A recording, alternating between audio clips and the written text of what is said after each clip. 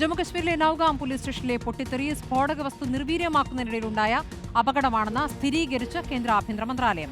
സ്ഫോടനത്തിൽ പ്രദേശവാസികളും പോലീസുകാരും ഫോട്ടോഗ്രാഫർമാരും ഉൾപ്പെടെ 9 പേർ മരിച്ചു. 30 പേർ പരിക്കേറ്റ് ചികിത്സയിലാണ്. ഫരീദാബാദിൽ നിന്നടക്കം പിടിച്ചെടുത്ത അമോണിയം നൈട്രേറ്റ് പരിശോധിക്കുന്നതിനിടെ ഇന്നലെ രാത്രിയായിരുന്നു അപകടമുണ്ടായത്. During investigation of FIR number 162, a huge cache of explosive substances and chemicals were recovered. The recovery was kept securely in an open area of the police station.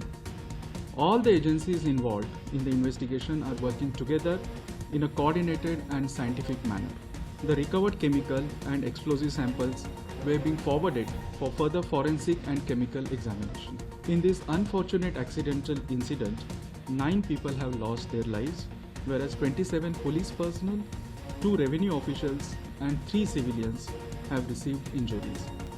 Aparna Karthika വിവരങ്ങളുമായി. അപർണ, ഇതൊരു അപകടമാണെന്നപ്പോൾ കേന്ദ്രം സ്ഥിരീകരിക്കുകയാണ്. എങ്ങനെ അപകടം സംഭവിച്ചു എന്നാണ്?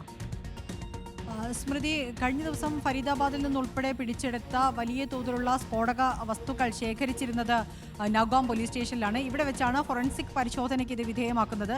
അത്തരത്തിലുള്ള പരിശോധനകൾ കഴിഞ്ഞ ദിവസങ്ങളിൽ നടന്നുകൊണ്ടിരിക്കുകയായിരുന്നു. അതിൻ്റെ ഭാഗമായി നടന്ന പരിശോധന ഇന്നലെ രാത്രി ഏറെ വൈകിയും നടന്നിട്ടുണ്ടായിരുന്നു. ആ സമയത്താണ് സ്ഫോടക വസ്തുക്കൾ സൂക്ഷിച്ചിരുന്ന മുറിയിൽ നിന്ന് സ്ഫോടനമുണ്ടായത് എന്നാണ് ഈ ഘട്ടത്തിൽ സ്ഥിരീകരിച്ച് പറയുന്നത്. നേരത്തെ ഈ കാര്യത്തിൽ ചില അഭ്യൂഹങ്ങൾ ഉണ്ടായിരുന്നു. അതുകൊണ്ടുകൂടിയാണ് മന്ത്രാലയത്തിൽ നിന്ന് ഇത്തരത്തിൽ സ്ഥിരീകരിച്ച ഒരു വിവരം വരുന്നത്. നേരത്തെ ഇത് ആസൂത്രിതമാണ്, നേരത്തെ ഉണ്ടായിരുന്ന ആക്രമണങ്ങളുടെ തുടർച്ചയാണോ എന്ന തരത്തിൽ ആശങ്കയുണ്ടായിരുന്നു. എന്നാൽ അതിന് അടിസ്ഥാനമില്ല. ഇതൊരു തികച്ചും യാദൃച്ഛികമാണ്, അപകടം തന്നെയാണ് സംഭവിച്ചത് എന്ന കാര്യത്തിൽ ഔദ്യോഗിക സ്ഥിരീകരണം വരികയാണ്. നൌഗാം പോലീസ് സ്റ്റേഷനിലുണ്ടായ അപകടത്തിൽ 9 പേർക്കാണ് ജീവൻ നഷ്ടമായത്. അതിൽ പോലീസ് ഉദ്യോഗസ്ഥരും തഹസിൽദാരും ഉൾപ്പെടെയുള്ള ആളുകളുണ്ട്, ഫോറൻസിക് ഉദ്യോഗസ്ഥരുണ്ട്. ഇത്തരം 9 പേർക്ക് ജീവൻ നഷ്ടമായി. 5 പേരുടെ നില അതീവ ഗുരുതരമാണ്. 20-ലധികം പേർക്ക് പരിക്കേറ്റ് ആശുപത്രിയിലുണ്ട്. സമീപത്തുള്ള പ്രദേശങ്ങളിൽ നിന്നെല്ലാം ആളുകളെ മാറ്റിയിട്ടുണ്ട്. വലിയ തോതിലുള്ള സ്ഫോടനം തന്നെയാണ് അവിടെ നടന്നത്.